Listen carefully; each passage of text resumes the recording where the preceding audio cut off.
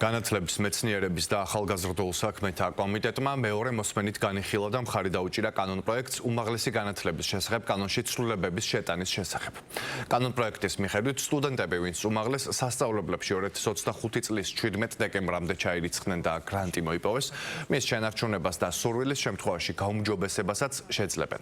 ცვლილებების აუცილებლობა მას შემდეგ წარმოიქმნა, რაც გადაწყდა, რომ 2025 წლის 17 დეკემბრიდან საგრანტო დაფინანსება გაუქმდა და საქართველოს მთავრობის მიერ დაფუძნებულ უმაღლეს საგანმანათლებლო დაწესებულებებში სწავლის სრულად სახელმწიფო დაფინანსების მოდელით ჩანაცვლა.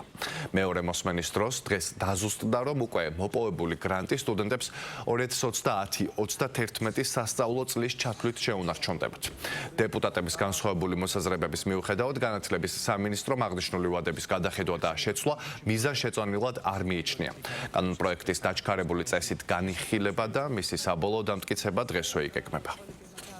2026 წლიდან მოდელი მთლიანად გადაგვყავს უფასო სწავლების ნაწილზე, რჩება მხოლოდ ის გამონაკლისები, რაზეც ჩვენ გამოვიტანეთ და არ გვინდოდა რომ სტუდენტთა ის ნაწილი, რომელიც 2025 წლის 17 დეკემბრამდე ჩააბარებდა, არ ქონოდა მოპოვების ან გაუმჯობესების შესაძლებლობა. თქვენ იცით რომ 3 წლიანზე გადავიყვანეთ 2025 წელს ჩარიცხული სტუდენტებიც კი, ამიტომ 2028 წელი არის ჩვენთვის აღებული ძირითად დროის მექანიზმად, რომლის დროსაც მოხდება ჩაკეტვა, ხოლო 30-31 წელზე იგულისხმება იგივე შეჩერების ნაწილების იქამდე გადაწევა დაახლოებით გულისხმობთ 2-3 წელიწადს და ასევე მედიცინის მიმართულებაზე იცით რომ გრძელვადიანია. ამიტომ ყველა ამ შემთხვევაში თუ თქვათ ვერ მოახერხებს სტუდენტმა რაიმე ტექნიკური მიზეზები ექნება, მას ექნება რამდენიმე შესაძლებლობა, მათ შორის მობილობით ისარგებლოს, სტატუსი აღიდგინოს, ხელახლა ჩააბაროს, სპეციალიზაცია შეცვალოს და ასე შემდეგ. ანუ გათვლა გვაქვს იმაზე რომ 2030-31 წლისთვის მთლიანად უნდა მოხდეს ძველი მოდელის ჩაკეტვა. თუ გვაქვს გათვალისწინებული, აი მაგალითად ისეთი შემთხვევა,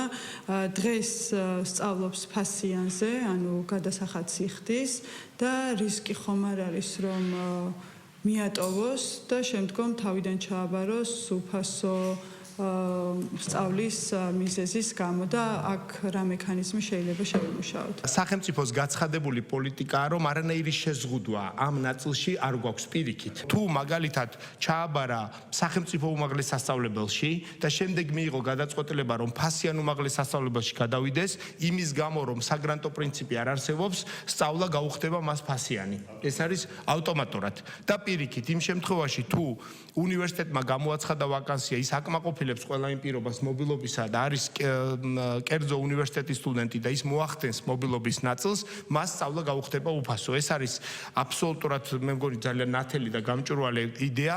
მეორე ნაწილი მას ნებისმიერ დროს შეუძლია უმაღლეს სასწავლო დაწესებულებაში ხელახლაცადოს ბედი, ხელახლა ჩააბაროს, თუნდაც იმ გაგებით რომ მან მიიღოს უფასო სწავლების მოდელი. ამიტომ ამ ნაწილზე ჩვენ ვფიქრობთ რომ არანაირი დამატებით შეზღუდვებს არ უგეგმავთ.